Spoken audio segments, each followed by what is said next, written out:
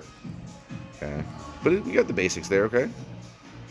Now watch this. Since your hands and everything are way behind you early, as you start down, watch how the hands and the club start to move outward.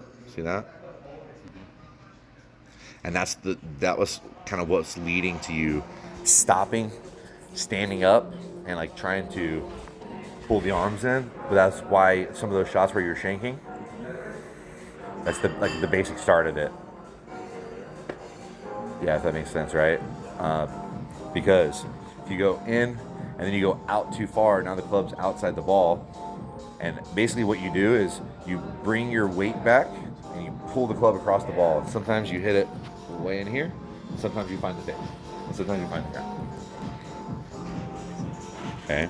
But now that we know that the path of the club head is a thing that we need to pay attention to, see how the club kind of gets outside the ball? Yeah. Down here? And I kind of move my body to bring it in. Yeah, exactly. Bingo.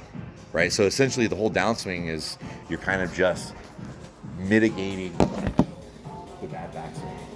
Okay? So our basic low-hanging fruit that we're starting out with is to set up the ball position from the front and to set up kind of a less bended at the knees. Okay? And then we're going to start learning the backswing and how that kind of moves. Okay? I'm always a big fan of basically you kind of start the domino chain.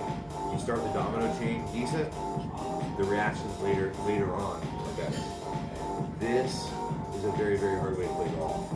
We see most really good players, right, where the weight of the club, it moves a little more behind it as it transitions into the downswing, and that helps the club present more from the right side of the ball.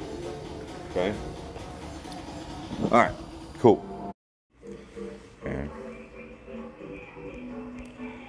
So you can see kind of early in the backswing, see the knees, the head, everything start to kind of stay back.